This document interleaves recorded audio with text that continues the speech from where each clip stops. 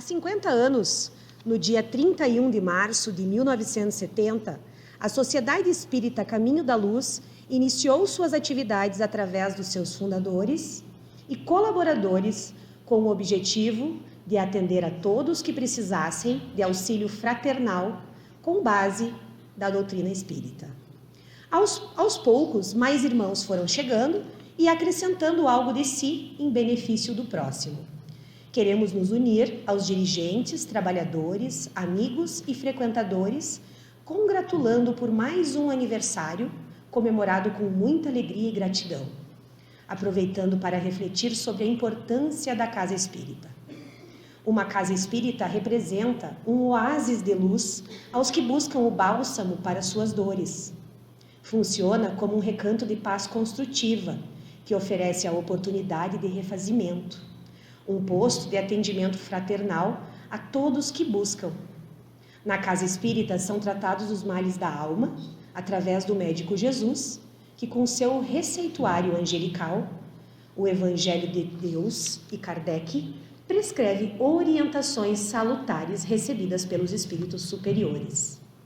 O Centro Espírita reúne todos os trabalhadores num só propósito, a caridade, que coloca o amor em movimento e o alto amor refletido no bem e na felicidade de todos. A comemoração se estende para todos, pois é o resultado do esforço, do trabalho e da cooperação dos seus trabalhadores, estudantes e frequentadores que buscam esclarecimento, seguindo um roteiro de compromisso com a codificação. Continuamos unidos para que a semente plantada há 50 anos continue a crescer e frutificar como uma árvore que dá bons frutos. Agradecemos a todos os trabalhadores espirituais que estão sempre presentes, orientando, cuidando e inspirando para que o trabalho seja amparado por Deus. E que nós, trabalhadores, possamos cumprir a tarefa a que nos dispomos nessa casa, sempre amparados com muito carinho pela nossa mentora, Antonina Xavier de Oliveira, que se dispõe sempre a abrir as portas dessa casa espírita, dando condições para o desempenho dessas atividades tão preciosas e relevantes ao nosso aprimoramento espiritual. Estamos felizes por fazer parte desta família espiritual e material.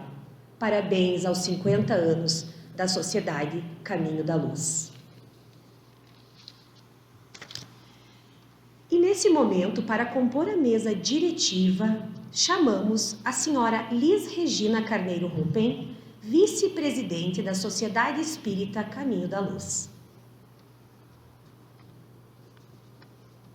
Chamamos também senhor Edgar de Oliveira Cunha, fundador da casa.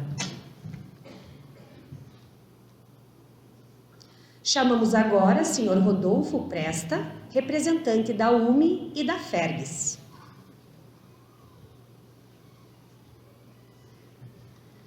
E o nosso querido convidado palestrante, Francisco Ferraz.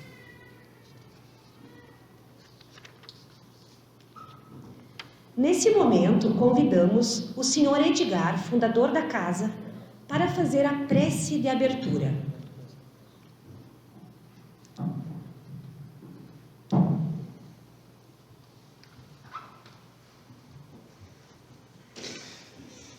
Boa noite a todos.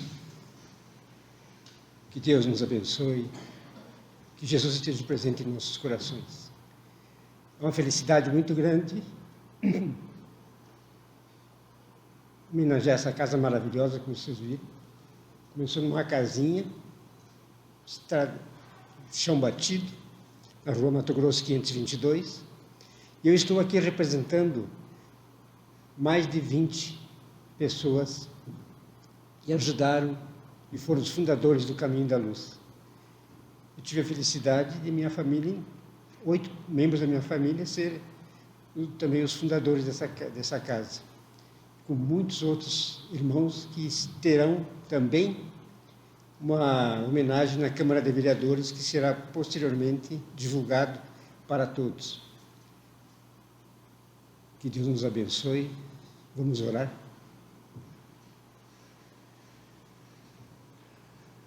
Deus nosso Pai, que sois todo poder e bondade. Obrigado, meu Deus, por essa oportunidade maravilhosa que chegamos até aqui para sermos beneficiados por essa energia maravilhosa. Abençoa, Pai, ao movimento espírita da região, movimento espírita do nosso Brasil, de todo o nosso plano Terra. Abençoa, Pai, a nossa Casa Caminho da Luz, que está completando 50 anos hoje, nesse mês. Abençoa os trabalhadores, a diretoria. Abençoa, Pai, enfim, a todas as pessoas simpatizantes, espíritas ou não, que vêm prestigiar nossa homenagem a todos nós.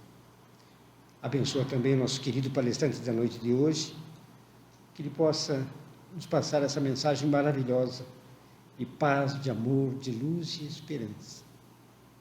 Obrigado, Pai, e que a Tua paz permaneça entre todos nós, e em Tuas mãos te entregamos este momento.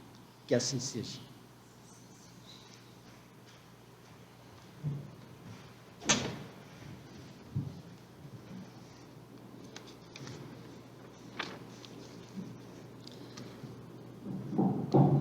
Nesse momento, convidamos o Sr. Rodolfo Presta, representante da UME e FERGS, para fazer o uso da palavra.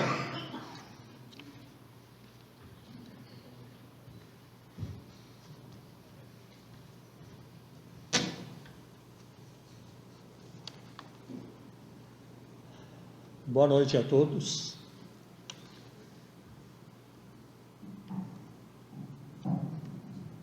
É com grande alegria e também muita responsabilidade que na noite de hoje, em nome da Federação Espírita do Rio Grande do Sul, da União Municipal Espírita de Passo Fundo,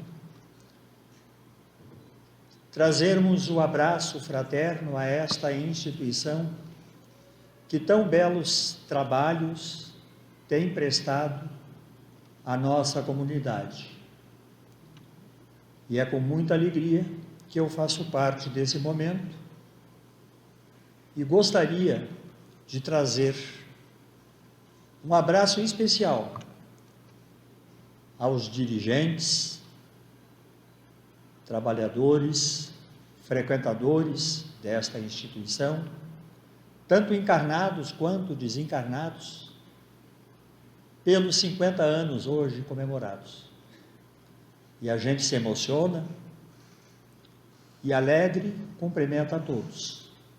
Mas um cumprimento especial a esse querido irmão, Edgar, porque ele é praticamente um dos únicos fundadores ainda no desempenho das funções dentro da instituição.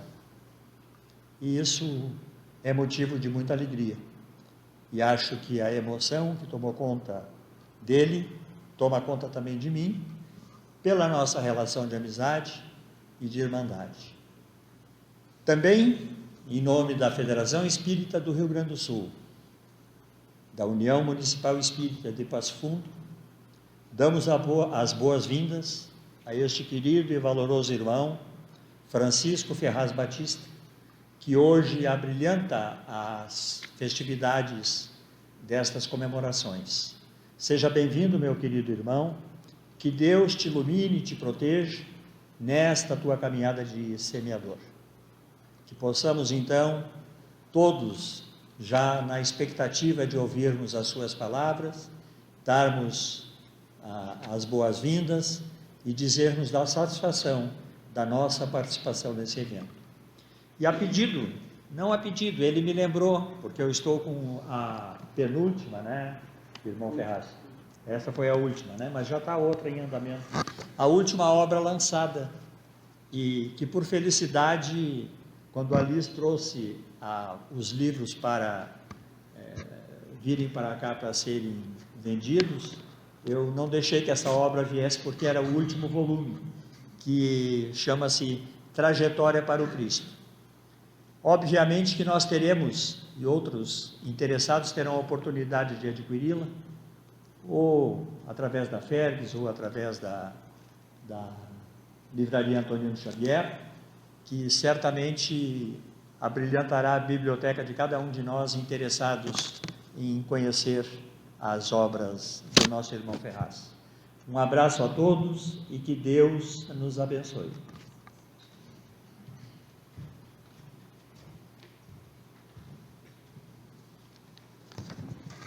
E agora vamos saber um pouquinho mais sobre o nosso querido palestrante Francisco Ferraz Batista.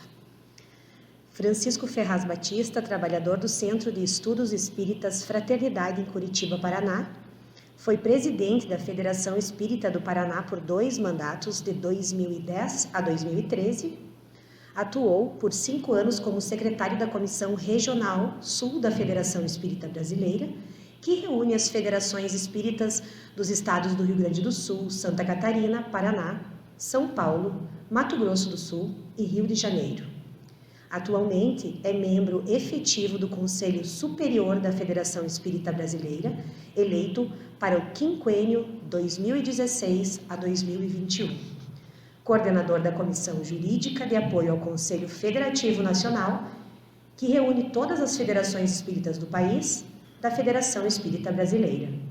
Palestrante espírita com atuação em todo o Brasil e no exterior, escritor espírita, tendo lançado seu primeiro livro em outubro de 2014 pela editora IBM, em Santo André, São Paulo, cujo título é Nos Tempos de Paulo, com prefácio da médium Sueli Caldas Schubert. Os direitos autorais foram doados ao lar Amélia Rodrigues, que é mantido pela editora Bezerra de Menezes, em Santo André, São Paulo. Seu segundo livro foi lançado em julho de 2015 pela editora Francisco Spinelli, da Federação Espírita do Estado do Rio Grande do Sul, FERGS, cujo título é Os Ângulos do Cristianismo, Admoestações de Jesus e os Ângulos do Espiritismo. Os direitos autorais desta obra foram doados à Federação Espírita do Estado do Rio Grande do Sul. Seu terceiro livro foi lançado em março de 2016 pela editora EBM, Santo André, São Paulo, cujo título é Testemunho pelo Cristo, com prefácio de Haroldo Dutra Dias, e os direitos autorais foram doados ao lar Amélia Rodrigues, que é mantido pela editora Bezerra de Menezes, em Santo André. Seu quarto livro foi lançado em maio de 2018 pela editora Francisco Spinelli, da Federação Espírita do Estado do Rio Grande do Sul, FERGS, cujo título é Testemunhos pela Verdade. Com o prefácio de Sandra Borba Pereira, os direitos autorais foram doados à Federação Espírita do Estado do Rio Grande do Sul. Seu quinto livro foi lançado no dia 15 de dezembro de 2018, no Centro Espírita Redenção, Mansão do Caminho, pela editora Leal, da Mansão do Caminho, Salvador, Bahia, cujo título é Trajetórias para Cristo. Com o prefácio da médium Sueli Caldas Schubert, os direitos autorais foram doados ao Centro Espírita Redenção, Mansão do Caminho, obra de Edivaldo Pereira Franco, Salvador, Bahia. Profissionalmente, é advogado, com pós-graduação em Direito Empresarial e especialização em Direito do Trabalho e Direito Tributário. Casado com Eleonor Cecília Batista, psicóloga, possuem 6 filhos e 4 netos. Com a palavra, senhor Francisco Ferraz. Seja muito bem-vindo. Senhoras e senhores, irmãos de Ideal Espírita, exoramos as bênçãos de Jesus, o amigo incondicional das nossas vidas. Vivemos uma era nova, em que a tecnologia de ponta nos descortina um mundo talvez nunca antes imaginado. O homem, na sua carreira ascensional, tem conquistado o espaço, as estrelas, mas ainda sente o coração confrangido pelas dificuldades naturais da existência, pelas dores que ora e vez se abatem sobre nós. Mas é um momento decisivo da Terra. As grandes doutrinas da humanidade nos dias de hoje, daquelas que podemos reputar como sérias, tem decantado essa mudança. A era da regeneração bate à nossa porta, e é o momento em que haveremos de lembrar pela poeira do tempo o vacínio daquele Espírito que foi o maior que esteve na terra, Jesus de Nazaré. Quando ele disse certa vez: muitos os chamados, poucos os escolhidos. É a era decisiva. Mas essa história não começou aqui, e nem neste tempo. Ela remota aos tempos mais imemoriais do planeta. E numa obra magistral, escrita pelo venerando médium Francisco Cândido Xavier, hoje na Pátria Espiritual, e que foi ditada por aquele espírito que orientava a sua mediunidade e assim considerado seu mentor, e que se apresentou como Emmanuel. Essa obra, que tem o título, que por certo a casa homenageia, A Caminho da Luz, vai retratar para nós um universo talvez não percebido, uma história talvez não conhecida, mas que é de extremado valor. E é na introdução desta obra que o Espírito Emmanuel vai dizer para nós que o Senhor da vida convocou uma reunião de espíritos angelicais, portanto, almas nobres, que já tinham atingido a evolução espiritual, no estado de anjos. E essa reunião foi coordenada por um deles, que passamos a conhecer depois como Jesus de Nazaré. Curiosamente que nessa reunião foram tratados dos planos, da arquitetura, dos pródromos de formação do planeta Terra. Portanto, esse Espírito existia antes de a Terra existir. Mas não somente a Terra fora criada nesse ínterim, mas um sistema planetário que gira em torno de uma estrela de quinta grandeza, o Sol. E ele é considerado o governador planetário. Mas ainda na introdução da obra, há uma outra notícia de uma segunda reunião dessa Assembleia de Espíritos Angelicais. Essa segunda reunião trataria das providências necessárias para que houvesse a encarnação de Jesus no planeta Terra. São informações extraordinárias que nos remetem a compreender que a Terra é fruto das explosões da nebulosa solar e que, misturando-se à poeira cósmica, em determinado espaço geometricamente colocado no espaço, ela vai se resfriando. E nesse caldo, nesse amálgama, existe ali o germe da vida na Terra. O que significa dizer que a vida existe antes.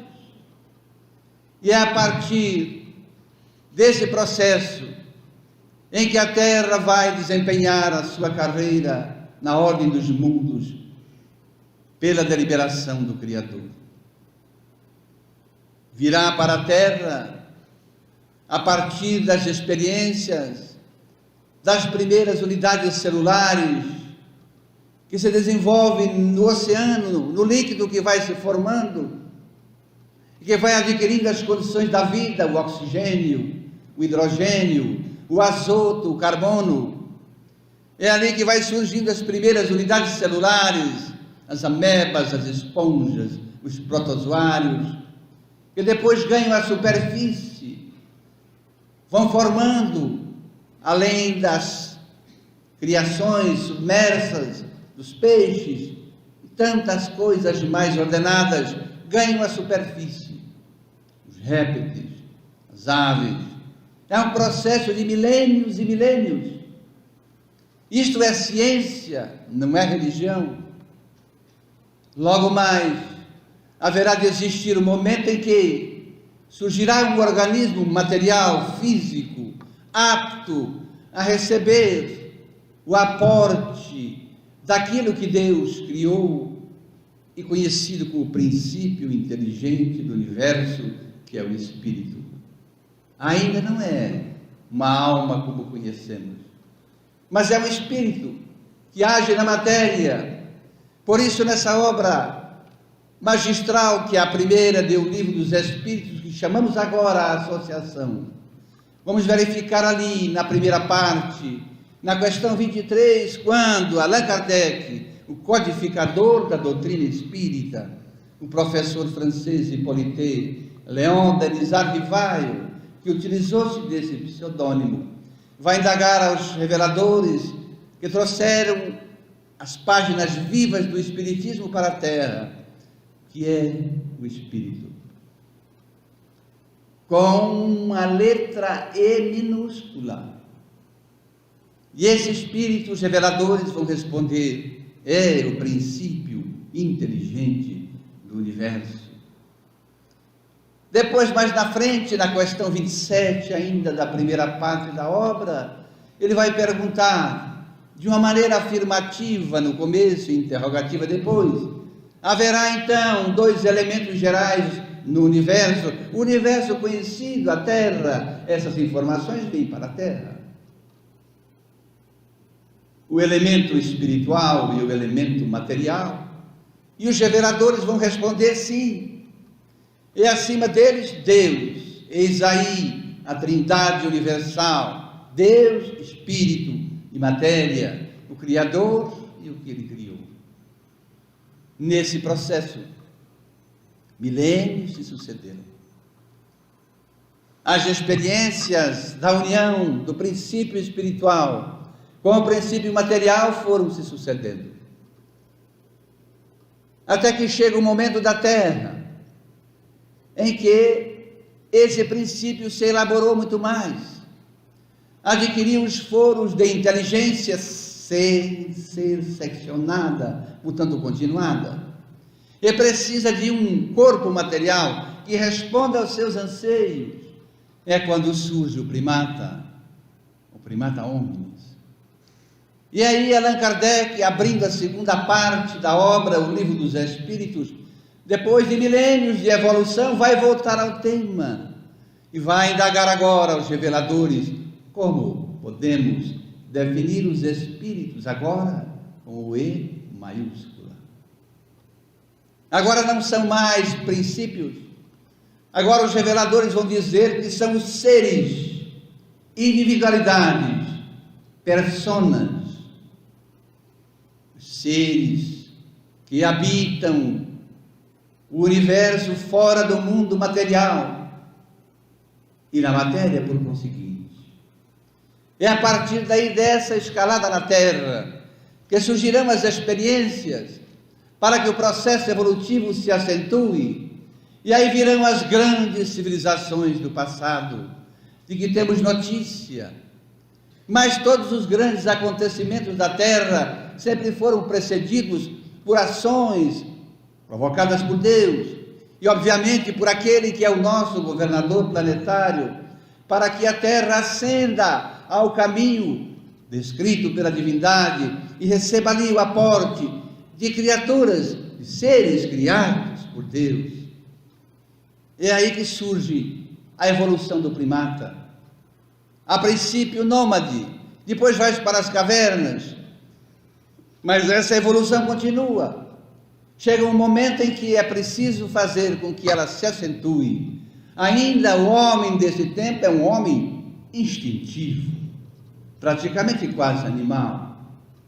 Os seus sentimentos, a sua vontade é dirigida pelo instinto. Mas a vida continua. chegará o momento em que é preciso um avanço. Então nos recorreremos à obra citada, A Caminho da Luz, quando o Espírito Emmanuel diz assim: rezam as tradições do mundo espiritual, que na constelação do cocheiro há um sistema de mundos, e nesse sistema de mundos vários planetas passarão a ser evoluídos de uma escala para outra. É nesse momento que há, no chamado sistema da capela, dentro da constelação do cocheiro, um mundo que vai passar por esse processo que hoje a Terra está prestes a daqui a pouco passar. E é onde é feita a aferição dos seus habitantes, nos dirá o Espírito Emmanuel, pela mediunidade insuspeita de Chico Xavier. É o momento em que aquele mundo passa por uma aferição, em que, evoluídos intelectualmente, ainda há uma grande massa que moralmente era deficitária. Portanto, eles foram exilados daquele sistema, não tinham condições de evoluir com o sistema. Muitos os chamados, poucos os escolhidos. A mensagem de Jesus, o Evangelho do Cristo é um Evangelho cosmático, vige em todo o cosmo, porque vem de Deus. Ele dizia: o que eu falo não é meu, é do meu Pai que me enviou. Portanto, muitas almas daquele sistema, daquele mundo, foram degradadas para a Terra. E aí a Terra recebe o aporte de civilizações intelectualmente avançadíssimas, no Egito Antigo, na Grécia Antiga, a beleza, a arte, a cultura, na Índia, mas haverá ali no Oriente, na antiga Palestina, ou nas terras antigas daquilo que se formou a Palestina, uma raça que vem desse sistema e que é conhecida como os hebreus. Os hebreus, dentre esses povos degradados, eram aqueles que tinham na sua intimidade a certeza inata de que havia um único Senhor, um único Criador da vida, que eles vão dar um nome, Yahvé ou Jeová. Às vezes nas festividades mudavam o nome para Emanuel ou Elohim. Era esse mesmo Criador, segundo o conceito do povo hebreu. Trazia esse povo para a terra, esse sentimento ainda de maneira fechada entre eles. E todo o conhecimento fechado a gente pode denominar com uma palavra que é muito conhecida. É um conhecimento esotérico. O esoterismo é um conhecimento fechado, uma ordem fechada, uma confraria fechada. Portanto, os hebreus tinham de maneira esotérica essa crença no Deus único, que depois, 1600 anos antes da presença de Jesus na terra, um dos profetas da nação, Moisés, vai simplesmente alardear para todas as pessoas, tornar esse conhecimento para fora, exotérico, exterior, afirmando a presença na terra de um único Deus, um único Senhor. As demais civilizações que vieram cultuavam os seus deuses. O politeísmo existia nelas, vagas lembranças daquele Deus principal. E haveremos de ver que na Índia há um culto de 7.000 deuses, mas alguns dos mais iniciados cultivavam a ideia de um único Senhor, Rama. São experiências que a humanidade vai vivendo. A partir dessas constatações, nós vamos vendo que essa civilização dos hebreus, tendo essa consciência, ela criou um título próprio, sem nenhum demérito e sem crítica.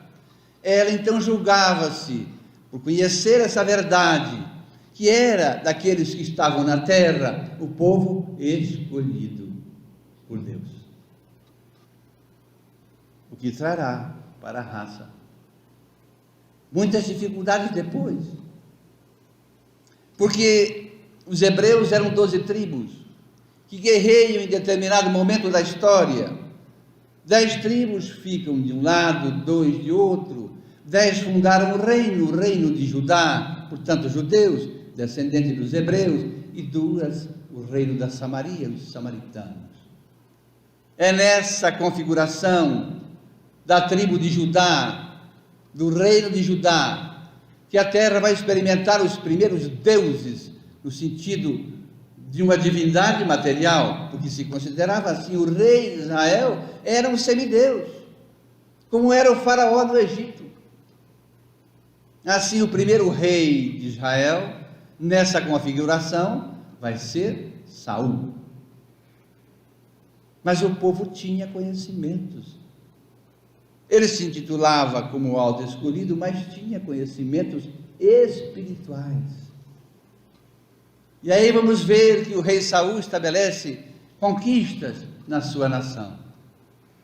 E quando estabelece uma guerra com o vizinho, os filisteus, ele vai fazer uma consulta a uma médium, assim chamamos hoje, ou uma sensitiva, diz a parapsicologia, mas, segundo a Grécia, há uma pitonisa, os pitons e as pitonisas. A pitonisa de Endor. E ali é perguntada se ele venceria a batalha com os filisteus. É a primeira informação mediúnica que o consulente não gostou, porque ela disse que eles perderiam a guerra, e isto aconteceu. Mas é nessa civilização que vai surgir por volta de 2500 antes de Cristo uma estranha geração de líderes que tiveram uma denominação, os profetas. E os profetas se sucederam na história desse povo. Citaremos aqui alguns: Jonas, Isaías, Ezequias, Ezequiel, Malaquias, Samuel, Zacarias. Inúmeros profetas foram desfilando os seus conhecimentos nessa nação. E eles tinham uma propriedade, assim o povo entendia. Eles falavam com Deus. Eram sensitivos. Eram médiuns do povo. E trouxeram a história da nação. E trouxeram revelações do ponto de vista da espiritualidade, da criação e da divindade. E que eram colocadas para o povo como a palavra de Deus. E tinha que ser seguida. Nesse caminhar, haverá um profeta citado há pouco, que chega para a terra em 1600 anos antes de Cristo. O profeta Moshe, ou Moisés. Ele tinha então uma tarefa, uma missão grandiosa. É através dele que se materializa na terra a primeira lei divina ou natural que chega para a terra e que é conhecida como o Decálogo, ou os 10 mandamentos. Ali no Monte Sinai ele se recolhe e recebe, conforme aprendemos agora no Espiritismo, pela psicografia direta na pedra, as orientações, os artigos dos 10 mandamentos. A nação recebe um código de leis, porque o espírito era bélico, era ainda um tanto quanto instintivo, e eram leis duras, eram leis que reviviam um experimento do Egito, do Código de Hammurabi, a pena de talião, e que na sua conjuntura dizia que quem com ferro fere com ferro terá que ser ferido. Não há alternativa. E era uma lei que dizia que se o inimigo nos contrariasse, nós temos que odiá-lo, conquistá-lo, derrubá-lo. Assim, quando Moisés recebe a missão de sair em busca da terra prometida, ele sai de Ur, na Caldeia, e vai fazer um périplo de 40 anos. Ele girava geograficamente em círculos. Mas era uma providência divina. 40 anos, mais ou menos, é o período em que as gerações se renovam. Era preciso renovar aquela geração que era muito cruel, do ponto de vista ainda moral. Até que nascessem novas criaturas do povo, com uma visão um pouco diferente, mas mesmo assim, quando eles chegam a Canaã, a terra prometida, haviam 7 civilizações lá. 7. Os asmoneus, os asmorreus, os filisteus, os edonitas, os ametitas. E ele vai arrasando todas elas. Elas são arrasadas. A morte é entronizada para tomar posse da Canaã que abundava leite e mel. Começa aí para esse povo um sinal de um karma, que a gente diz assim, da lei de causa e efeito, que vai no futuro ser sancionada sobre a nação, cujo karma ou cujos débitos se agravaram depois, mais na frente, um assassinato de um membro da raça, chamado Jesus de Nazaré. E aí hoje entendemos, quem sabe, porque esta nação ficou sem pátria, séculos e séculos vagando pela terra, mesmo depois, e depois ainda o holocausto. Deus não quer a morte do pecador, não, quer que ele viva, e que tenha vida e abundância, dizia Jesus. São débitos que contraímos, que a nação contraiu, um equilíbrio que foi quebrado, e que precisa ser reposto, é a lei. Aqueles de nós que atuamos no campo do direito, assim fui apresentado, já aprendem quando entram na faculdade. Um ditado latino, dura lex, sed lex. A lei é dura, mas é a lei. É imperativa.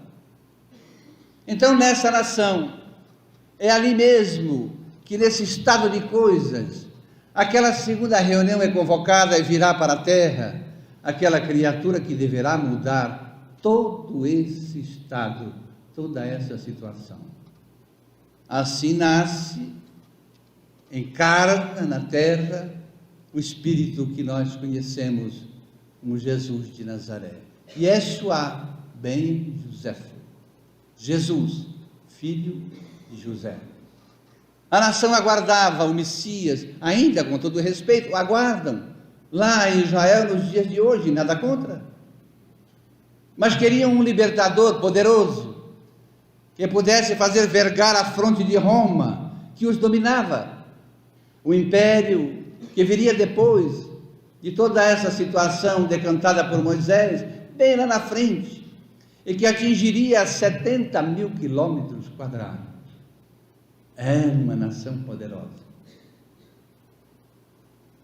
Mas esse libertador veio simples, numa noite em que as estrelas apontavam o caminho, na Belém Efrata, em que Isaías tinha há mais de 1000 anos profetizado: tu, Belém Efrata, legará para a terra o Cordeiro Divino.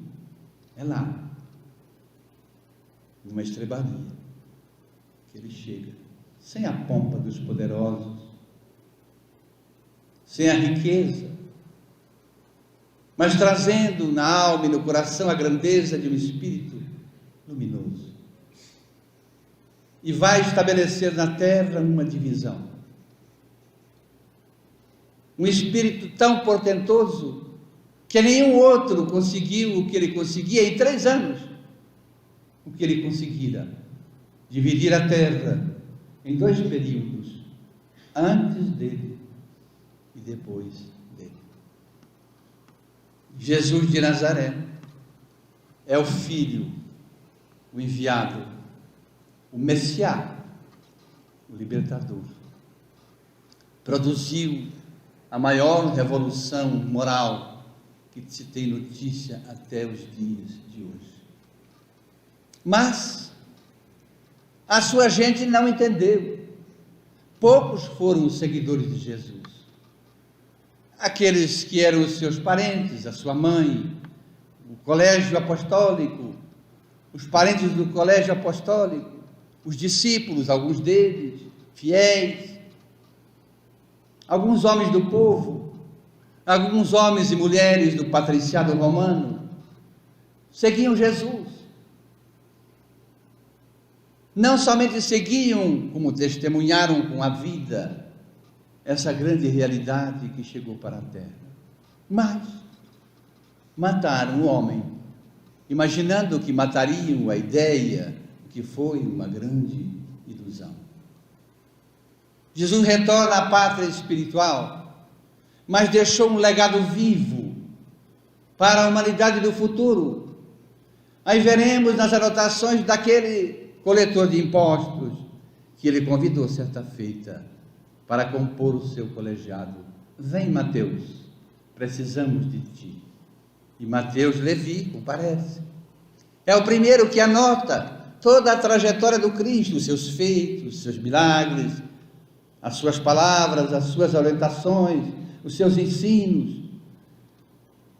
É aquele que vai fazer os registros, é que vai lançar o seu evangelho segundo Mateus, logo depois, 3 anos em que Jesus retorna à pátria espiritual. Mas há outros que se somaram a isso. Há um jovem que era destemido, que aos 15 anos acompanhou Paulo de Tarso depois, junto com Barnabé, na primeira viagem daquele que foi chamado por Jesus ao seu ministério, e que era um rabino de Israel. João Marcos. Marcos vai lançar então o seu evangelho, segundo Marcos, no ano 65 depois de Cristo. Depois virá Lucas. Lucas era grego, não conheceu Jesus em vida, foi para Jerusalém, fez várias entrevistas com Maria de Nazaré, que ficou ainda 3 anos em Jerusalém depois da desencarnação de Jesus. Conversava com os apóstolos, com Pedro, com Tiago, com João, com Zebedeu, com Tadeu, com todo o colegiado, e escreveu o Evangelho segundo Lucas, lançado em Éfeso em 68 depois de Cristo, um evangelho romântico, lindo, belo, que nos mostra um Jesus estuante de alegria. Depois virá, em 95, depois de que Jesus já tinha ido, no ano de 95, virá o Evangelho de João, aquele jovem que na cruz ele diz para sua mãe: mulher, eis aí o teu filho, filho, eis aí a tua mãe, para que ele cuidasse de Maria. 3 anos depois de Jerusalém, João vai para Anatólia, hoje o território da Turquia, e lá adquire, na colina do Roxinol, uma casa pequena, e para lá leva Maria, para protegê-la. Todos os apóstolos saíram pregando o evangelho do Cristo, e não levavam no alforje nem ouro e nem prata, assim recomendou Jesus. E iam pelas terras de Chipre, da Ásia, do Oriente, da Ásia Menor, da Ásia Central, no Ocidente, na Europa conhecida de então, espalhando a mensagem luminosa do Cristo. Quando tinham dificuldades, volviam a Éfeso, aconselhavam-se com Maria, que era a orientadora, e era chamada pelo colegiado a mãe das mães. A história é maravilhosa. É um período rico, em que o evangelho, o cristianismo primitivo, vai se afirmando para e passo aos poucos. Mas o homem tem um grave defeito. Ele ainda é, aquele tempo, e ainda hoje, uma criatura orgulhosa, egoísta, um tanto quanto, vaidosa, um tanto quanto.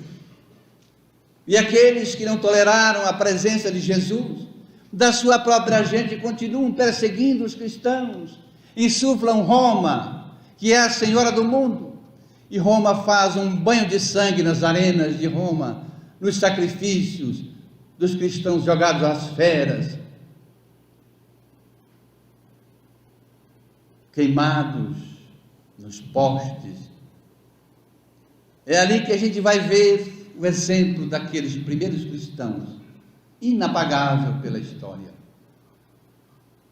Mas a humanidade caminha, e Jesus percebe que o seu ministério, o seu evangelho, está sendo perseguido, que um véu está sendo adensado sobre o cristianismo primitivo.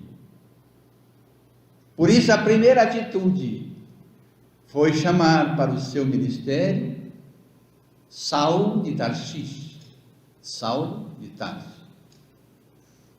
E este vai ser, pelo tempo afora, o maior agente de universalização da verdadeira doutrina do Cristo na Terra. A história de Paulo é maravilhosa e não teremos tempo de penetrar nela. Mas apesar de Paulo, das igrejas que foram fundadas por ele e por outros cristãos, os apóstolos que continuaram a pregar o cristianismo, virão outros que foram chamados dos pais da igreja primitiva, que combatiam as heresias que já começavam a acontecer contra os ensinamentos do Cristo, contra o Evangelho. É um período difícil. E Jesus percebe que é preciso, acompanhando tudo isso da espiritualidade, nos dirá o Espírito Emmanuel, tomar providências para que as coisas se modificassem. Não se podia nenhum cristão professar a sua crença livremente. E Roma tinha um papel na história da terra. Ditada pelo mundo espiritual, caberia àquela nação que conquistou grandes terras, que geograficamente foi poderosíssima, organizar os povos e dar a eles independência. Mas não logrou êxito. Mas era nesta nação que haveria de existir um basta em toda essa perseguição aos cristãos. Porque o maior ou mais terrível perseguidor dos cristãos foi o imperador Diocleciano, que assumiu o império em 238 depois de Cristo. Era um banho de sangue terrível. A espiritualidade providenciou a mudança desse estado de coisas, e Diocleciano ficou adoentado. Dividiu o império numa tetrarquia, a tetrarquia romana. Segundo a intuição que teve, premeditada, é certo, pelos espíritos orientadores da humanidade, seria mais fácil controlar as fronteiras. E aí temos a Roma na Península Central, o Império na Península Itálica, a Roma do Oriente, o Império Romano do Oriente, Bizâncio, que dá origem ao Império Bizantino, o Império cuja sede era onde é hoje a Croácia, e o Império onde é a França, em Avne, 4 impérios, 4 Césares. E o imperador do Oriente é Constâncio Cloro. Mas logo se percebeu que dividiu, enfraqueceu. Então ele foi inspirado a reunificar Roma. Começou essa campanha combatendo os demais imperadores, inclusive que não queriam. Ficou doente, abdicou do trono e assumiu seu filho Constantino. Constantino prossegue a campanha do pai, bate os demais imperadores e vem para a península da Itálica. E lá vence o imperador Maxêncio, atravessa a ponte Milvia e penetra Roma vitorioso. E ali, em 313 depois de Cristo, ele baixa uma bula, uma circular, um edito, na cidade de Milão, próximo a Roma, considerado, conhecido como o Edito de Milão. O que dizia esse edito? Permitia aos cristãos a livre crença. A crença está sob o tacão de Roma. A crença nova, que não tem liberdade, anseia por liberdade, o cristianismo primitivo. Mas agora, essa crença ensaia os passos na direção do futuro. É ainda um sonho, apenas um sonho de liberdade, mas é um começo. Os cristãos poderiam professar a sua crença livremente. O rei, o imperador, tinha sob o seu domínio vários povos. Ainda a Palestina estava submetida a Roma. Ainda os judeus pagavam os impostos. Outras raças, outras nações, outras civilizações, era também um amálgama de crenças. E o imperador começou a ter problemas. Então ele vai convocar uma grande conciliação para chegar a um denominador comum. Assim, na cidade de Niceia, próximo a Bizâncio, ele convoca um concílio. Em 325 depois de Cristo, se estabelece o concílio de Niceia. Nesse concílio, nos dirá Emmanuel na obra citada, e a denominação é dele, vou usar a denominação dele, 300 bispos das mais diferentes religiões que já existiam sob o império se reuniram com os seus representantes. O cristianismo primitivo foi representado por Ário, o chamado vigário da região da Alexandria, que foi com alguns companheiros para lá. E nessa reunião houveram duas providências que marcariam a história da crença para o futuro. Ali se lançou a pedra fundamental e se criou uma religião nova que pudesse congregar a totalidade daquelas que tinham opiniões divergentes. E surgirá ali a religião católica e apostólica de Roma. Isso é história. Não viemos aqui para criticar religiões. História. Até porque faço um registro, porque falaremos muito agora sobre essa religião fundada, que eu, nessa minha reencarnação, com licença da direção que me convidou, fui católico. A minha mãe era filha de Maria. O meu pai, congregado mariano. Estudei em colégio de freiras. E nessa conjugação fui coroinha, com muita grandeza. O catolicismo me ajudou muito. E fui seminarista. Minha mãe tinha um sonho, confidenciei aos irmãos e às irmãs aqui, que eu fosse padre. Vocês não estão olhando para mim achando que eu pareço com um padre, com certeza. Eu tenho amigos padres.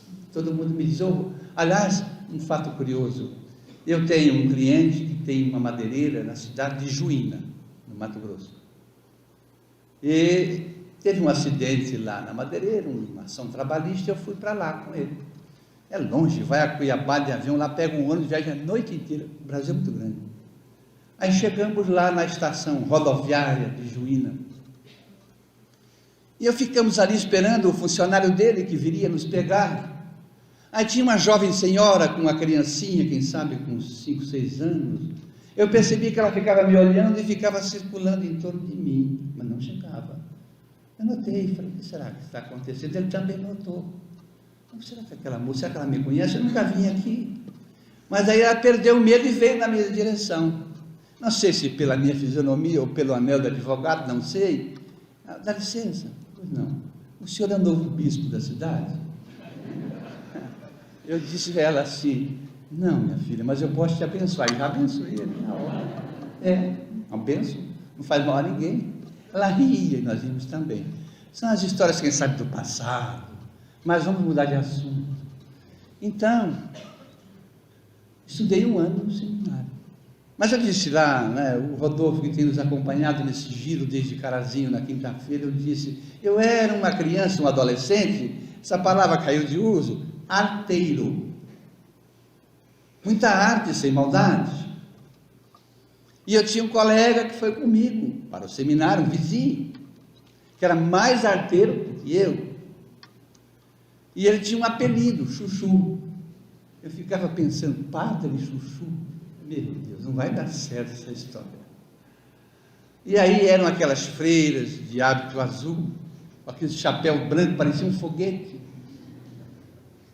E o seminário tinha um muro com o educandário, e lá no fundo do educandário era uma construção de um andar acima, mas tudo de madeira. Tinha vários aposentos das freiras. Então o futuro padre Chuchu e o futuro padre Francisco subiram no muro para ver se as freiras tinham cabelo embaixo daquele chapéu. Não precisa dizer, né?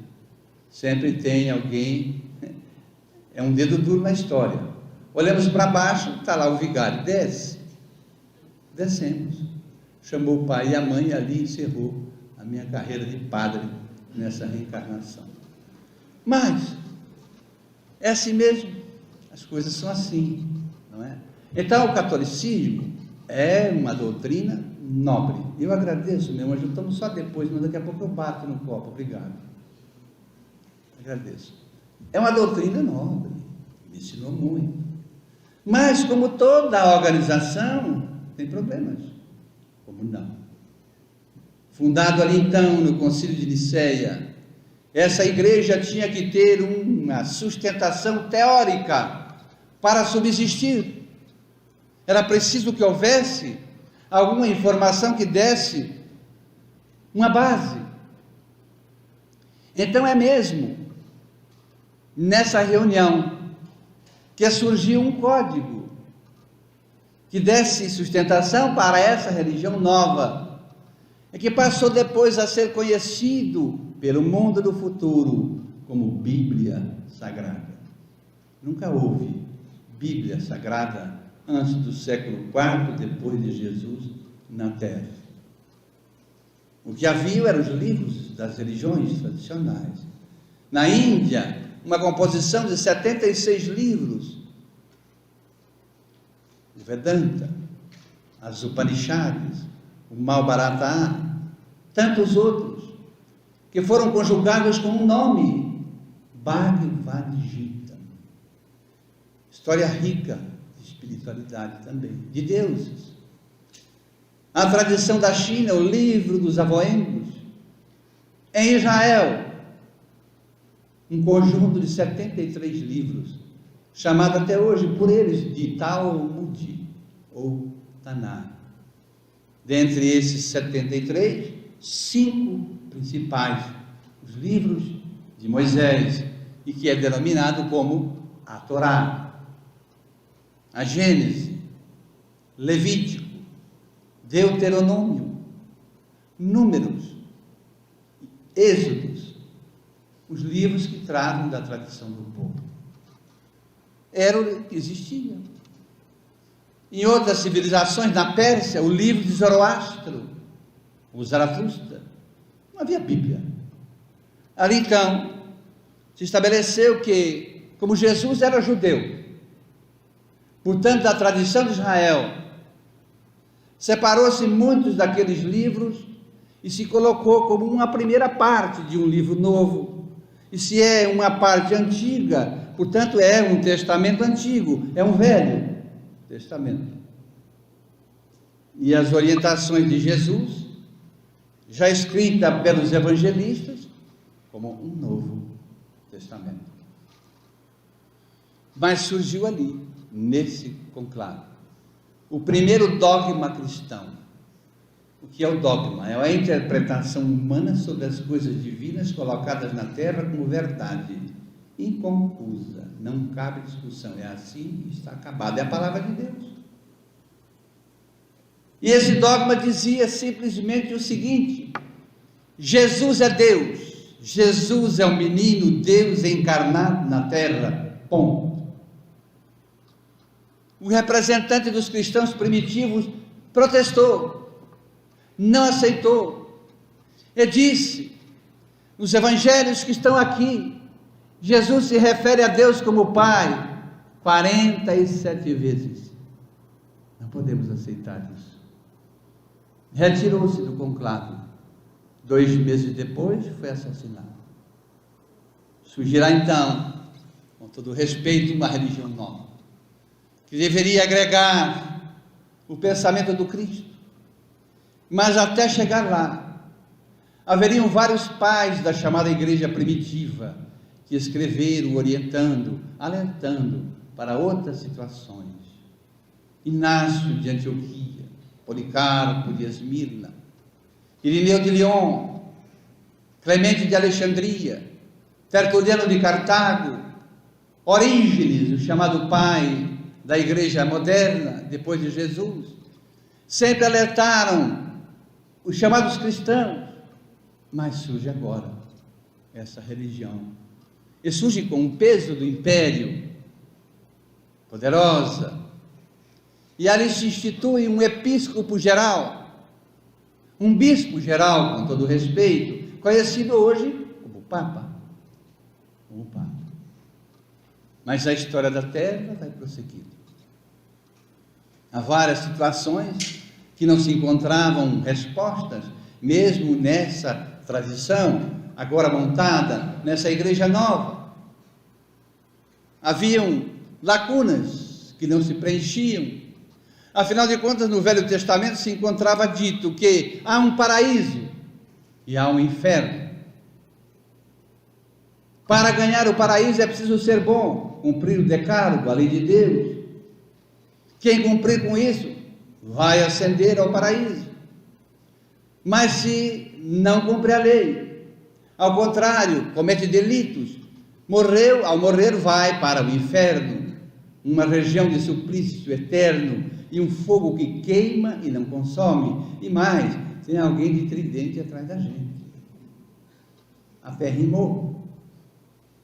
Eram as localizações que existiram e que existiam até ali, até na formação desse concílio, e que perduraram até o ano de 573 depois de Cristo, quando a religião, agora já poderosa, vai convocar um outro concílio, o concílio de Constantinopla, porque o imperador Constantino, para se auto-homenagear, mudou o nome da capital Bizâncio para Constantinopla.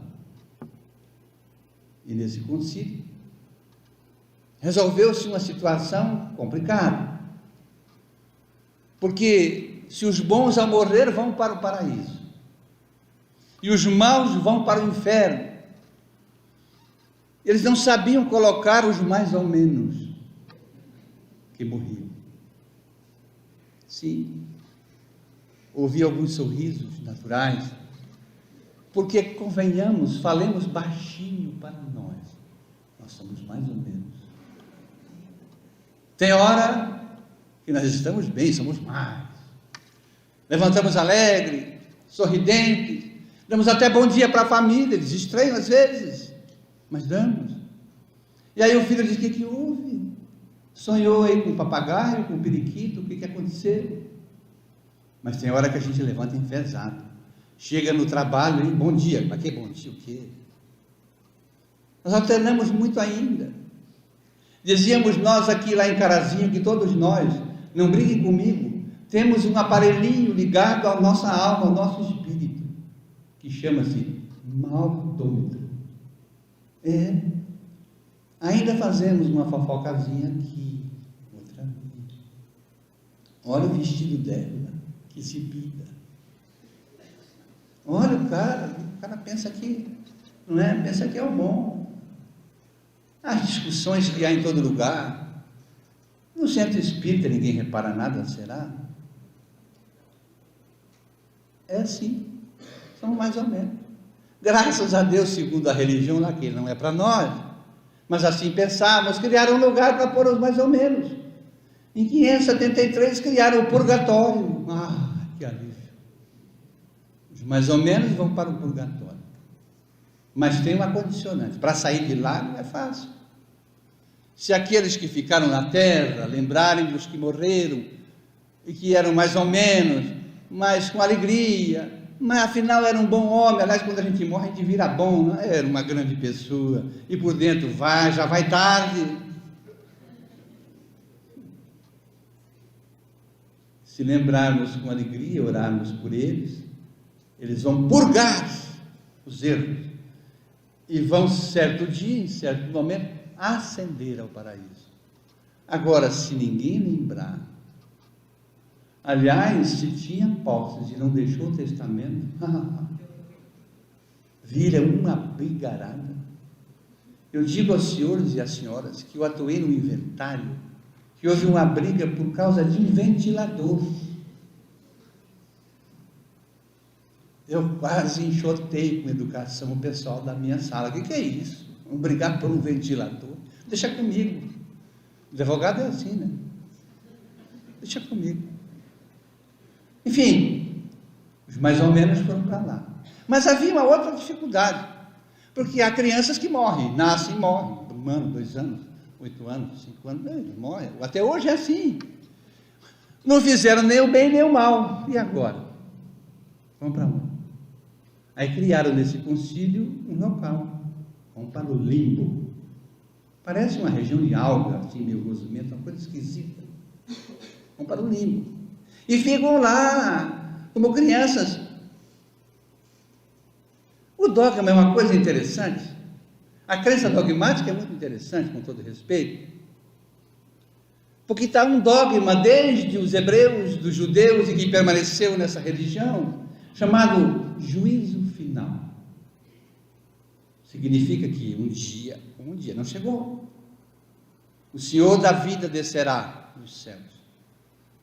Vai julgar a todos. Os bons vão para um lado, os maus para o outro. Só fala nisso. Os bons vão para a direita do Pai, os maus para a esquerda. E serão jogados nas trevas exteriores, onde haverá prantos e ranger de dentes. Significa que, segundo essa conceituação do juízo final, todos os que morreram até hoje na terra estão dormindo. É a conjugação do dogma. E por que eu falei aos irmãos e às irmãs do maldômetro? Que eu lembrei. Eu tenho lá em Curitiba, me permite a direção do evento, eu sou um advogado trabalhista, fui apresentado assim, não é propaganda, eu também não dou consulta de graça.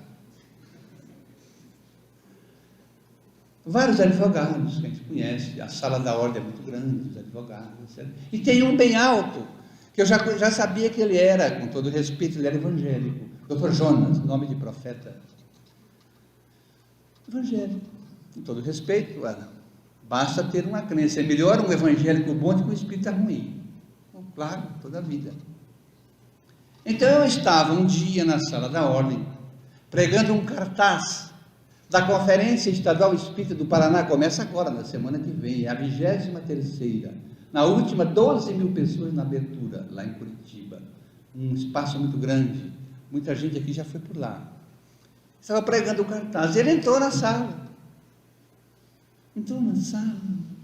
cheio de advogados ali, umas 20 pessoas, olhou eu colocando no mural aquele cartaz. Ele disse assim, eu vou dizer como a gente se trata, não é propaganda. Doutor Francisco, o senhor está metido com essas coisas? Eu olhei para ele e falei, que coisas, doutor? Queria que ele falasse, sabia que ele era evangélico. Para o evangélico nós somos adoradores do demônio, na opinião dele. Essas coisas. Mas doutor, que coisas? Essas coisas aí. Aí todo mundo prestou atenção, né? Aí eu disse, olha, Jonas, se você não disser o que é, eu não vou responder. Eu queria que ele falasse. Ele se apertou. Essas coisas do demônio. E eu estava com o maldômetro ligado. Olhei para ele e falei assim, se você continuar me incomodando, vou mandar um demôniozinho atrás de você. Agora ele sumiu, quase trombou na porta, sumiu, saiu voando. Já pensou? Logo aquele dia um demôniozinho atrás, não ia ser fácil. Aí tem um cafezinho no hall de entrada, é grande o espaço. Quando coincidia de eu estar ali tomando um café várias vezes, e ele entrava, ele desviava, ele ia lá por fora assim, desviava de mim. Eu ficava sorrindo sozinho, vou fazer o quê? Não é? Mas ele foi perdendo o medo e foi se aproximando, aos poucos entrava mais perto, mais perto. Um dia ele passou bem atrás de mim e bateu no meu ombro assim. Eu olhei, ô doutor Jonas, estamos orando por você na nossa igreja, sua alma está perdida. Ah, ele levei um susto. Falou bem assim, ele levei um susto. Falei, meu Deus, ore bastante. E daí ele foi chegando. Um dia ele chegou. Tomando um café aí, doutor, vamos tomar um café aqui. E era um dia, eu não estou falando aqui em política, nem a favor nem contra, nada disso. Não é? Eu tenho minhas convicções. E era um dia, todo em vidro na frente, era um dia que tinha, faz tempo isso, uma passeata do Movimento Sem Terra. Como era a Justiça do Trabalho, pararam lá na frente e ficaram apitando. Em vez de trabalhar, ficaram incomodando os outros, mas tudo bem.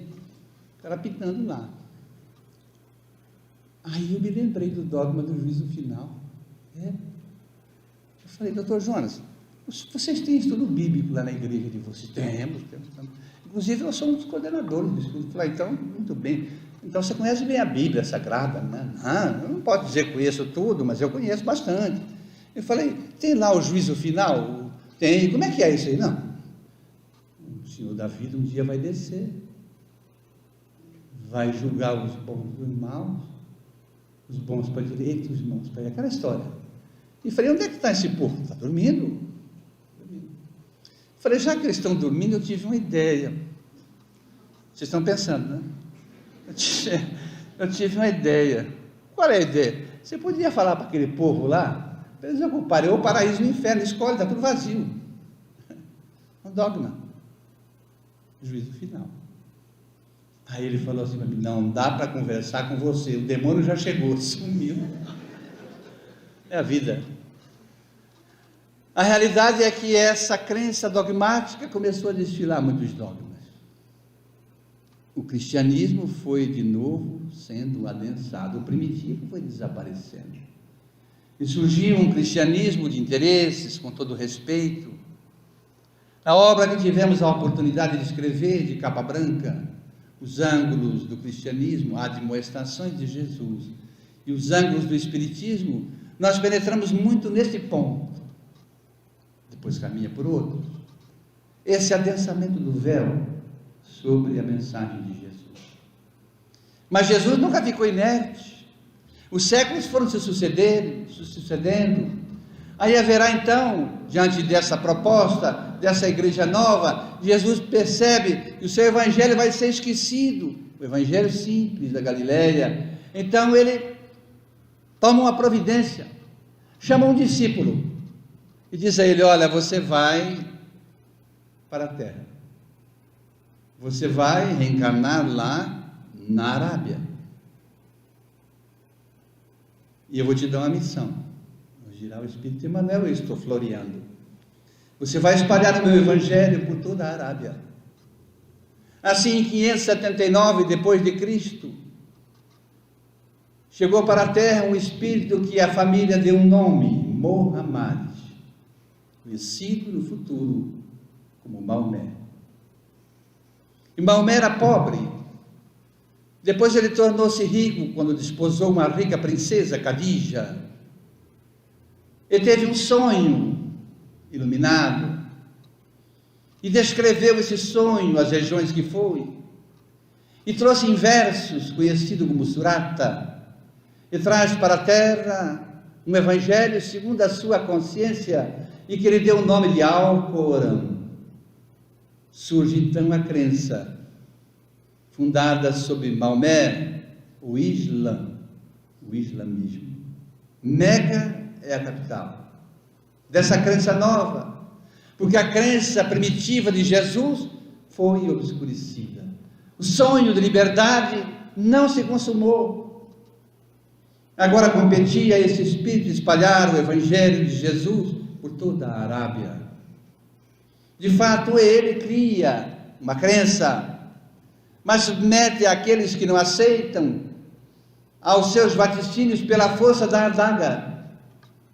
E ele cria uma palavra para denominar aqueles que não aceitavam aquilo que ele escrevera. São infiéis. Infiel é uma palavra árabe. Morte aos infiéis. É um fato da história. Mas o mundo prossegue. E Jesus percebe que essa igreja que vai se tornando cada vez mais poderosa no Ocidente, se sobrepondo com todo respeito até aos povos bárbaros, criou um movimento chamado catequese, fechou-se num Estado, criou um Estado independente, a história não é crítica, conhecido hoje como Vaticano, e criou um direito próprio que vige até hoje, o direito canônico.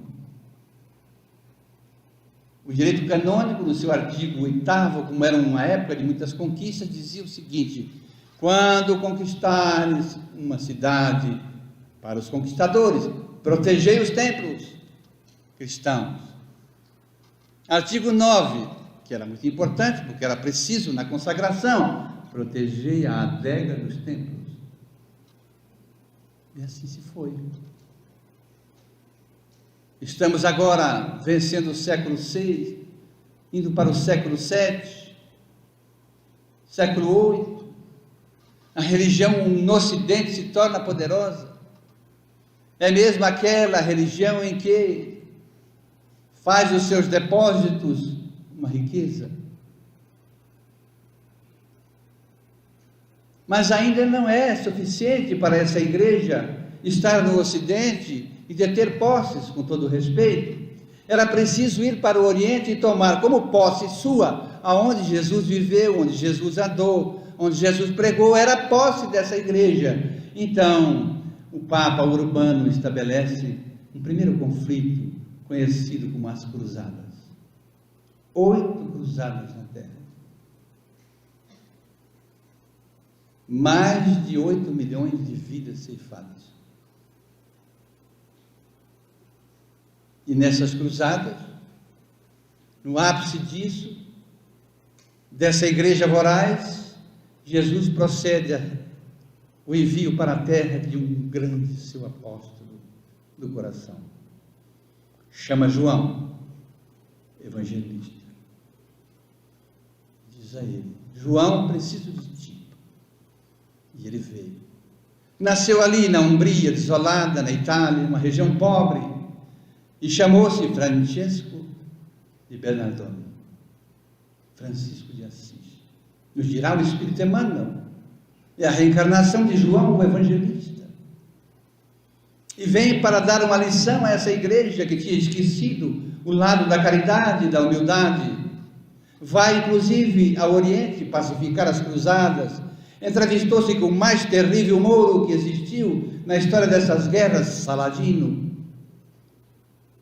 E Saladino, ao receber aquele homem simples, de túnicas rotas, marrom, com uma corda na cintura, descalço, na sua tenda, teve um impacto muito forte. Escutou Francisco e disse a ele: se aqueles que estão lá com você se assemelharem a você,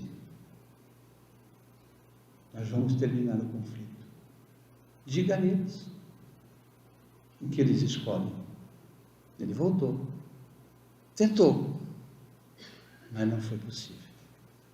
Mas é esse espírito que cria uma ordem de 200.000 franciscanos, que vai ao Papa Urbano IV agora, em Roma. Ele não queria abandonar a igreja e pede o reconhecimento da sua ordem. E entra lá, com o Frei Leão, com outros freis que lhe acompanhavam, está diante do Papa de pés descalços, com feridas. E com toda aquela pompa, o Papa Urbano IV ajoelha-se diante de Francisco. É uma indução espiritual. E ele recebe o reconhecimento da sua ordem, mas dirá o Espírito Emmanuel: a igreja não entendeu que a lição lhe dizia a respeito. O tempo prossegue. Vamos virar agora o século VIII, o século IX. Mas antes disso, era preciso organizar os povos da Europa para que houvesse independência daquele Estado poderoso, o dono da crença. É assim que vamos ter no século VI, que se conta para trás, a presença de um grande espírito, século VII, VI e VII, que foi enviado por Deus e que reencarnou ali onde é hoje a França, era autodidata. Num reinado de 40 anos, ele organizou as nações da Europa e dava a elas independência. E foi sagrado em Roma como imperador do Sacro Império Romano. Estamos falando de Carlos Magno. Carlos Magno é alcunhado como o príncipe da Europa. Quando ele se ajoelha na igreja de Roma para receber do Papa de então a coroa, ele olha para aquela nave e diz assim: eu já estive aqui antes. Nos socorre o Espírito Emmanuel para dizer que estava ali o maior imperador que Roma teve até hoje, aquele que foi mais justo, aquele que transcendeu e que recebeu a alcunha de Augusto, Caio Júlio César Otaviano, sobrinho neto de Júlio César, o primeiro conquistador, reencarnou na figura de Carlos Magno, para produzir na Europa aquilo que Roma falhara: organizar os povos e dar a eles independência. O mundo prossegue nessa sua encruzilhada. Vamos para o século VIII, nono e décimo. Começa a surgir agora, dentro das abadias, nos conventos, informações novas, inspirações novas, freiras, frades, padres, monges, começam a ter inspirações espirituais. Surgirão figuras notáveis na igreja, alcunhado como santos depois. Alguns não tiveram essa condição, foram excomungados, porque traziam revelações que eram impossíveis de se aceitar. Os intérpretes das chamadas Escrituras diziam, por exemplo, que a terra era horizontal e que havia uma abóboda por cima e que as estrelas eram dependuradas, só não diziam quem dependurou. Aí surgiu um frade franciscano dentro da igreja, dirá ele com coragem: há um espaço infinito, há estrelas que giram no infinito, que sequer enxergamos e podemos dar conta. O infinito não tem fim. Vai ser o primeiro professor universitário da Europa, lecionou nas universidades de Bolonha, de Paris, Giordano Bruno. É um período difícil. Agora já estamos no século XII. Por essa época em que ele esteve na Terra, 12 para 13, já tinham surgido antes vários santos dizendo, na igreja, dizendo outras coisas.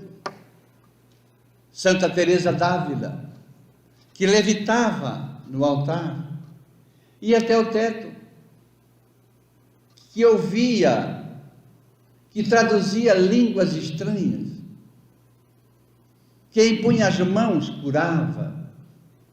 Santo Alfonso de Ligório, que tinha vidência, audiência, clarividência, que atendia, consultava as pessoas na igreja e diziam daqueles que estavam ali, lhes visitando.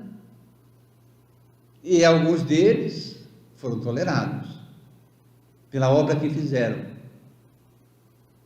Diante dessas revelações que vinham acontecendo, a igreja entendeu que muitas coisas eram heresias, então criou um tribunal para punir as heresias. Em 1231, o Papa Gregório IX estabeleceu um tribunal, ou o Santo Ofício, o Tribunal da Inquisição. Quem não lesse de acordo com o que eles interpretassem, fogueira nele. Era assim. Para combater aquilo que a igreja não aceitava. Mesmo nas fileiras da igreja, o mundo prossegue. E vão surgir outros reveladores. E recebiam essas revelações. Assim, virando para o século XIII, há um local, um país, organizado lá atrás por Carlos Magno, que chamava-se Boêmia. Depois foi o território da Tchecoslováquia. Hoje está dividido, né? República Tcheca e Eslováquia. Ali surgiu o Espírito, encaminhado por Jesus. E ele foi o primeiro que traduziu a Bíblia do Vaticano na língua pátria. Era proibido, era só em latim. E as suas palestras eram maravilhosas. Os povos vinham de outros países, lotavam a nave do templo para ouvi-lo, porque ele era objetivo, simples, falava de um Jesus diferente. Estamos falando de João Hus, H-U-S-S. Hus em tcheco é pato, tinha uma alcunha, o pato. Aquilo chegou a Roma, muitas das ideias dele Roma não aceitou. Convocaram ele então para Roma, deram a ele um salvo-conduto, não ia acontecer nada com ele, e ele foi. E lá disseram para ele, falaram sobre umas doutrinas estranhas que ele pregava, e ele fez isso. E aí o prenderam e o queimaram na fogueira de Constança, vivo. Mas há um fato curioso nessa fogueira. Enquanto ele estava sendo queimado pelos seus algozes, as labaredas começavam a subir. Ele disse para os seus carrascos: hoje queimais o pato, mas dia virá, que ele voltará como cisne, e voará tão alto que as vossas labaredas não poderão atingir. Congele, ele vai voltar daqui a pouquinho no final. E o mundo prossegue. Outros na igreja surgirão. Nicolau Copérnico. E vai dizer que não é assim como a igreja dizia, e ela adotava o sistema da Grécia, de Ptolomeu. A Terra não é o centro do universo. A Terra gira em torno de Marte. Há um sistema apropriado que lhe dá um nome. Sistema heliocêntrico. O monge polonês Nicolau Copérnico. Dizem os historiadores que ele só não foi queimado na fogueira da Inquisição, porque ele era amigo pessoal do Papa então. Mas ele cunhou na sua casa, no quarto de dormir, um teto em forma de funil, e ficava olhando as estrelas, os astros que passavam por aquele funil, o movimento, e criou o sistema heliocêntrico.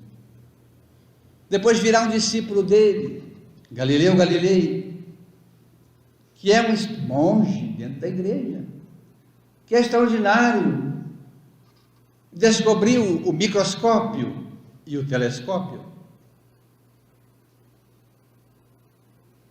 Ele dizia que a Terra tem movimento, que ela gira em torno do Sol, que ela tem movimento de rotação, de translação.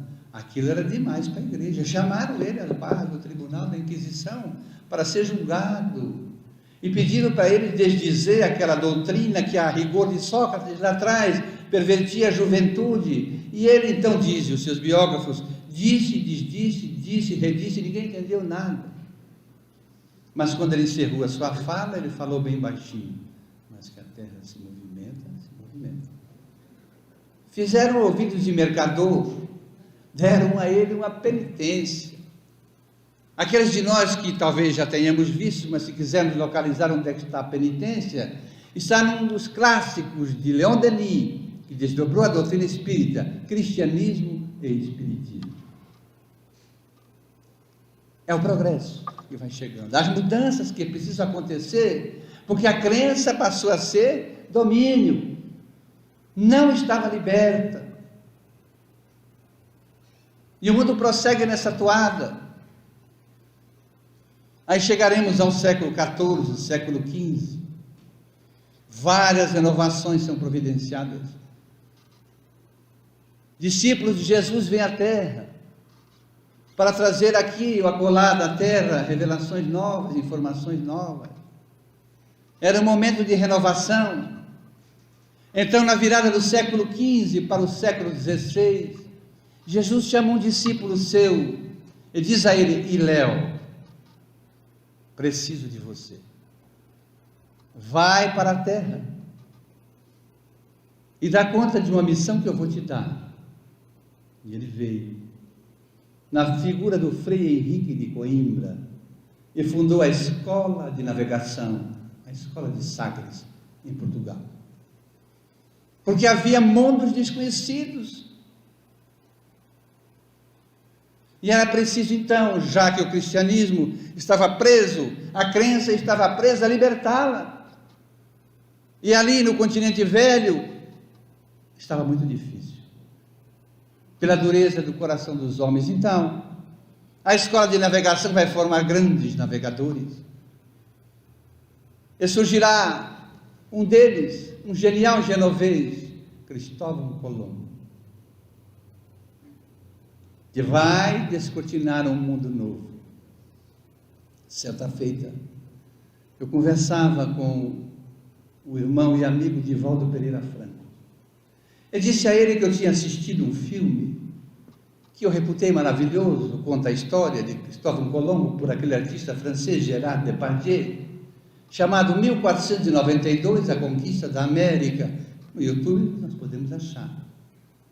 E perguntei se aquela imagem que Colombo está no navio, na sua nau, os irmãos Pinzon vêm ali pressionar a ele para voltar, e ele pede que se no outro dia não encontrassem terra, eles voltariam. 40 dias e 40 noites estavam em mar alto.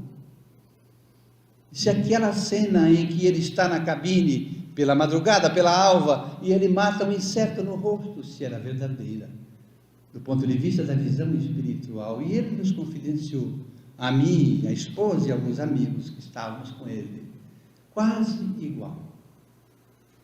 De fato, os irmãos Pinzon vieram para a nau de Colombo, eles iam fazer um motim, e diante da proposta dura dos irmãos Pinzon, ele vai para a proa do navio e olha para o leste. Revelação de Divaldo Pereira Franco. E ele vê 3 espíritos mulheres que apontavam o leste. Um deles era aquela que é hoje a mentora espiritual de Divaldo Pereira Franco, Joana de Ângeles. A outra era a esposa de Colombo, que havia desencarnado há um mês na Espanha, ele não sabia, nem poderia saber. E a outra era um espírito que, segundo confidenciou Divaldo, reencarnou no Brasil depois, trabalhou com ele inclusive na Mansão do Caminho, e depois no mundo espiritual psicografou através de Francisco Cândido Xavier, que se chama Maria Dolores, conhecida como Madô. Elas apontavam o leste. Aí ele vem e diz que se pela manhã não houvesse terra, voltariam. E aí terra à vista. O século XVI alvorece com a descoberta de um novo continente, as Américas. E dirá Emmanuel, na obra citada, o Cristo localiza nas Américas a sua profunda esperança de libertar a crença. E surgirá ali, com o tempo, a colonização nas Américas do Norte da Inglaterra, nas Américas Central e do Sul, dos espanhóis, dos portugueses. É um momento novo, o mapa mundi mudou, não existia, tiveram que redesenhá-lo. E é no novo mundo que Jesus coloca suas profundas esperanças. O tempo passa. 1494 foi a descoberta da América. Anos depois, 300 anos depois, em 1774, as colônias inglesas do norte se reuniram e brigaram com a Inglaterra e deram um brado de independência, e surgiu os Estados Unidos da América do Norte. A expressão é de Emmanuel na obra, não é minha. Ele dirá: surge a pátria da democracia. Para libertar o quê? O pensamento. Há um objetivo nisso. Mas a Europa prossegue, o velho mundo prossegue. A França, então, recebe o aporte de velhos mestres de Atenas, que reencarnam, nos dirá Emmanuel. Assim, trabalhadores, filósofos, homens, que reencarnam na França, trazem uma renovação social na Europa toda. E aí temos as figuras de Jean-Marie Voltaire, de Jean-Jacques Rousseau, Diderot, Quesnay, aqueles que são conhecidos pela história como os enciclopedistas. Os seus escritos faziam enciclopédia. Jean-Jacques Rousseau escreveu vários livros extraordinários. Um deles, best-seller hoje ainda nas faculdades de Direito, O Contrato Social, onde houvesse justiça e igualdade. Inspirado por velhos mestres de Atenas, é que houve a Revolução Americana. Com a Revolução Americana e a independência da América, criou-se um serviço que não era conhecido na Terra: a diplomacia. Então vai ser o primeiro embaixador americano em Paris, o pai da Constituição americana, Thomas Jefferson. Leva para os franceses submetidos ao regime feudal o senhor da gleba e o servidor da gleba, que só podia tirar para comer e vestir honrosamente. Esses anseios de liberdade, deixa lá a marca viva da liberdade que os americanos conseguiram.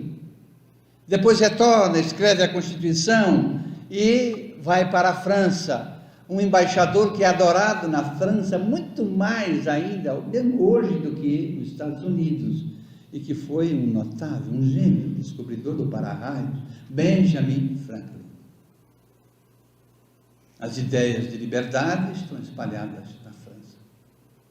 Por outro lado, a igreja continuava dominando a crença. Era preciso libertá-la.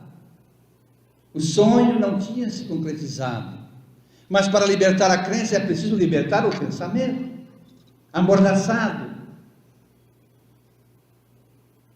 Então, a 17 de julho de 1789, em Paris, os Estados Gerais da Nação se reuniram e decretaram a Revolução Francesa. A queda do rei, a queda das Tulherias, o reduto do rei, e surgirá a Revolução Francesa, que é impossível de deixar de ser registrada na história da Terra. Como vimos, que Roma preparou a chegada de Jesus por Otaviano, lá atrás, porque ele fez a Pax Romana, as fronteiras não guerreavam. Foi quando Jesus chegou. Agora, há uma preparação para libertar a crença. É preciso,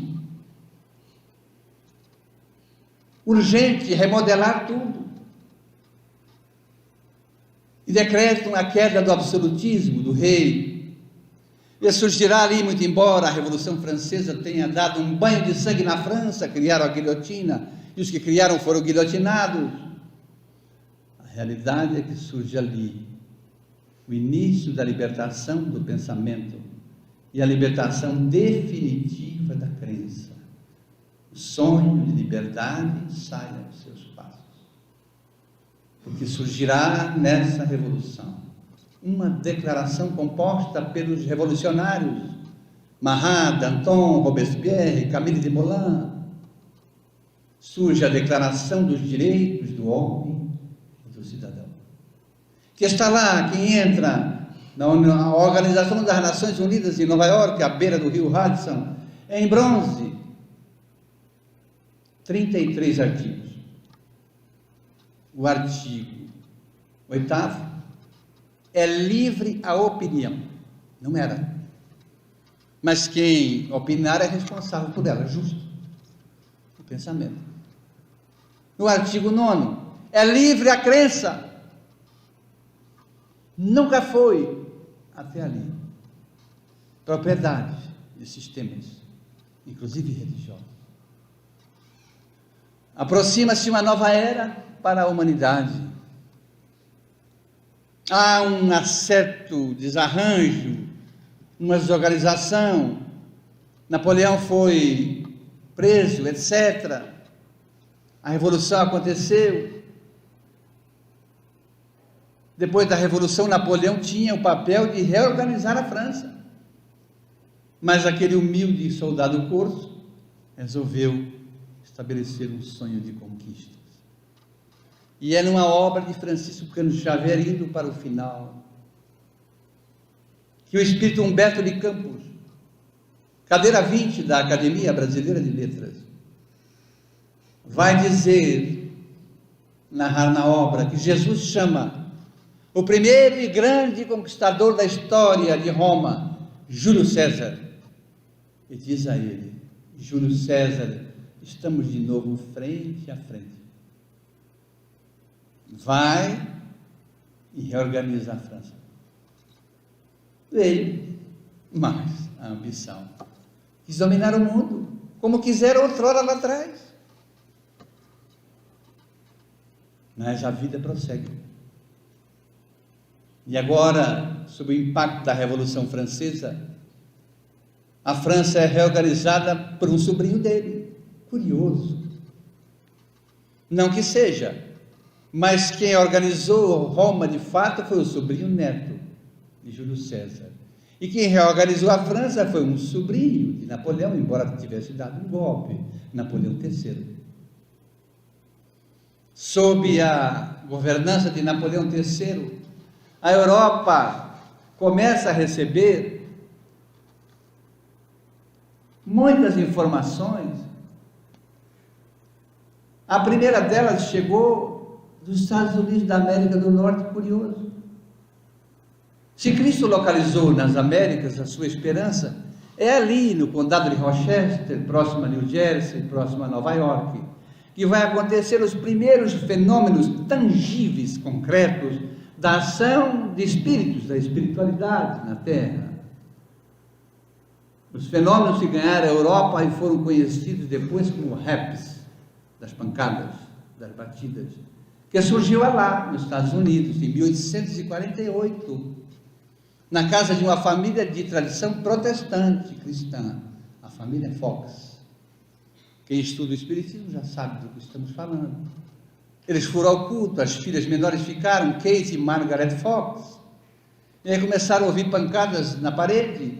A pequena, na adolescência, achou-lhe bater, enquanto batia lá, ela batia lá, ela respondia, lá batia, ela respondia, enfim, mais para frente, se criou um alfabeto por pancadas, e ali ficou revelado que quem estava batendo era um mascate que fora preso naquela casa, nos antigos moradores, e que foi assaltado, foi morto, emparedado no porão, deu o local, foram lá e acharam. Esses fenômenos ganharam a Europa, viraram um coqueluche, e vão encontrar um homem lá para ir para o final. Um homem com 50 anos de idade, que falava fluentemente 8 idiomas, uma inteligência notável, que com 27 anos de idade publicou 3 livros na França, sobre aritmética e sobre a didática francesa. E foi reconhecido e teve o encargo de reformular o estudo da França, assim fez. Chamava-se Hippolyte Léon Denisard Rivail. Nascido em Lyon, a 3 de outubro de 1804. Estudou no educandário mais famoso da Europa daquele tempo, cujo método tem até hoje, o método pestalozziano, o educandário de Henri Pestalozzi, em Verdun, na Suíça. Foi o monitor do mestre. Volta para a França. E ali aos 50 anos de idade, certa feita, encontrou um amigo dele, o Sr. Fortier. E o Sr. Fortier disse a ele: olha, Rivail, está acontecendo uma coisa estranha aí em Paris. Ah, é? Eu estou simulando o diálogo. Não diga, o que está acontecendo? Olha, estão fazendo aí sessões de mesas que levitam, que vão até o teto, que caminham pela sala, e tem pancadas e batidas, se comunicam por pancadas. Qual foi a primeira reação dele, dizem os seus biógrafos? Ah, meu amigo, isso é conversa para boi dormir em pé. Não foi. Mas depois encontrou um outro amigo, que ele prezava muito, o seu Carlotti. E disse: Rivaio, está acontecendo fatos estranhos aqui em Paris. Não diga. Tem fenômenos de mesas que giram, que vão para lá, vão para cá, e que dão pancadas. Ele disse: olha, ele considerava muito amigo. Disse: não, eu não acredito nisso. Não aceitou. Um tempo depois se encontraram de novo e ele repetiu: olha, Rivaio, você está perdendo tempo. Você que é um pesquisador, um professor muito astuto, você deveria me acompanhar lá. Estou criando esse diálogo. E vamos lá. Porque eu vou lhe acrescentar um fato: as mesas respondem. Ele disse: olha, se me provarem que mesa tem cérebro e pensa, eu acredito. Mas enfim, para não desagradar o amigo, foi na casa da Madame Plendomaison. E lá já sabemos da história. 50 cadernos recebeu da dona da casa, com um grupo de médios imberbes, 13 e 14 anos, as irmãs Baldin. Depois se somou a ele Celine Jaffé, com 15 para 16. Os adolescentes é que receberam as respostas que estão na obra, no Livro dos Espíritos. Com tanta profundidade que é impossível acreditar nisso, mas foi. E surgiu a primeira obra, o Livro dos Espíritos, a 18 de abril de 1857. Mas a crença ainda estava presa de interesse. Napoleão III tinha baixado um decreto: a mando da Igreja Romana, não se publica nenhuma obra de caráter filosófico e religioso sem que a Igreja autorize, sem que ela dê um carimbo, conhecido à época como imprimatum, para imprimir. E o codificador, o professor, foi obrigado a encaminhar a obra para o abade responsável, o abade Lessani. Encaminhou o livro. Ele leu e depois de ler o livro, disse o seguinte: quem quer que leia este livro e viva os ensinamentos que nele existem, terá ganho o reino dos céus. E autorizou. E a obra surgiu. A 18 de abril de 1857. O sonho se realizou. Um sonho de liberdade. Agora um conhecimento acende-se na ordem dos conhecimentos do mundo. Mas é um conhecimento que traz revelações, fatos desconhecidos da humanidade, que está na segunda parte da obra, da questão 76 a 614. 538 perguntas e respostas eram revelações puras, a humanidade nem cogitava. E o pensamento se liberta do cristianismo primitivo, mas ainda nas obras que se desdobram. E no Evangelho segundo o Espiritismo, ele teve a inspiração de retirar-se para o litoral, 60 dias, para não ser incomodado por nada na vida. E ali, sob os auspícios de um Espírito que disse a ele, o Espírito da verdade: e vai doravante, eu te concederei 15 minutos por mês. E orientado por outro orientador chamado Zéfiro, ele vai escrever o Evangelho segundo o Espiritismo, que são as parábolas de fundamento moral que estão lá no texto da chamada Bíblia e colocadas ali no frontispício, no começo, e interpretadas sob a ótica dos Espíritos reveladores e por ele, Sr. Allan Kardec. 65% das interpretações do Evangelho segundo o Espiritismo é dele, do Sr. Allan Kardec. A crença se libertou. O sonho se cumpriu. E hoje o Espiritismo demarca o que está na introdução da obra: dito por ele, uma nova era para a humanidade. Descortinamos um horizonte novo. A tecnologia de ponta estremece aos nossos olhos. A partir do século XIX e no século XX, a Terra recebe a teoria da relatividade, onde se explica o macrocosmo, os grandes astros, os sistemas. A física absorve. No século XX para XXI surge na física a teoria quântica, que trata do infinito, do menor. Mas há uma lacuna.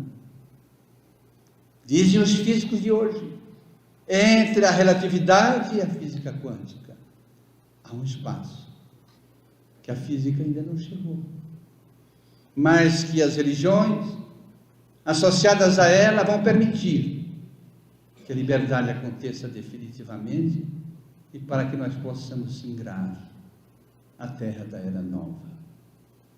Sim, porque o codificador, o Suriponité Leon Denisard de Weil, dissemos lá atrás, voltou como cisne. João Haas reencarna na figura do professor francês, nos dirá o Espírito Emmanuel, na obra citada. E hoje temos na escala do mundo, essa crença de liberdade, um sonho de liberdade. Por isso agradecemos a Allan Kardec, através da mediunidade de Francisco Cândido Xavier, por um poeta paulista que comparece no primeiro livro de Francisco Cândido Xavier, Amaral Ornelas, Parnaso de Além-Túmulo. Mas depois ele dita a Allan Kardec, uma poesia de homenagem a Allan Kardec. Trouxeste, Allan Kardec, à longa noite humana, o Cristo em nova luz, revivecida a aurora, e onde quer que esteja serás eternidade afora, a verdade sublime em que o mundo se irmana. No teu verbo solar a justiça se ufana, de aclarar consolando o coração que chora. A fé brilha, o bem salva, e a estrada além da vida e além da morte se aprimora. Escuta a gratidão da terra em toda parte, a voz do povo freme, canta ao relembrar-te a presença estelar e a serena vitória. Gênio, serviste, herói, dissipaste as trevas, recebes com Jesus na glória em que te elevas, nosso preito de amor nos tributos da história. Muita paz. Muito obrigado.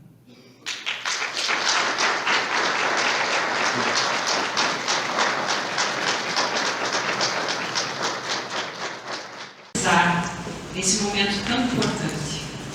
Agradecer ao nosso irmão Francisco Ferraz, que sempre nos responde de pronto, com muito entusiasmo, com muita alegria, a cada encontro, a cada convite. Muito obrigada, meu irmão, você mora no nosso coração. Agradecer ao seu Rodolfo, que esteve conosco nas nossas reuniões, confraternizando conosco, se emocionando conosco também nesse momento. Agradecer na pessoa de seu Edgar, todos aqueles trabalhadores que nos deram a oportunidade de hoje nós estarmos aqui. O Senhor é um incentivo para nós, o Senhor sabe disso, o Senhor mora no nosso coração. Assim como todos os trabalhadores que já passaram pelo caminho da luz, aqueles que estão hoje trabalhando e aqueles que virão no futuro. Dizer aos nossos trabalhadores que estarmos juntos é muito bom. Que sozinhos nós até podemos caminhar um pouquinho mais rápido, mas não apreciamos as belezas do caminho. Mas que juntos, com certeza, nós vamos muito mais longe, harmonizados, amparados pela espiritualidade maior. E dizer aos irmãos aqui presentes que, como nos diz Meimei, que tudo passa e tudo se renova na terra, mas que o que vem do céu permanecerá. Nós queremos convidar a nossa irmã Simone Girardi, para fazer conosco a a nossa prece de encerramento. E que essas vibrações que nesse momento todos nós vamos nos deixar envolver, porque sabemos que a espiritualidade maior nesses momentos onde buscamos conhecimento, onde buscamos a luz que ilumina o nosso caminho através da harmonia, essas vibrações permanecerão conosco, porque esses irmãos aqui nos envolvem nesse instante em suaves e carinhosas harmonias. Simone, por favor. Meus irmãos, ao final, quem quiser o autógrafo do nosso irmão Ferraz, ele aqui se dispõe a fazer. Muito obrigada mais uma vez pela presença. Que todos possam retornar aos seus lares com muita paz e com muita harmonia. Muito obrigada.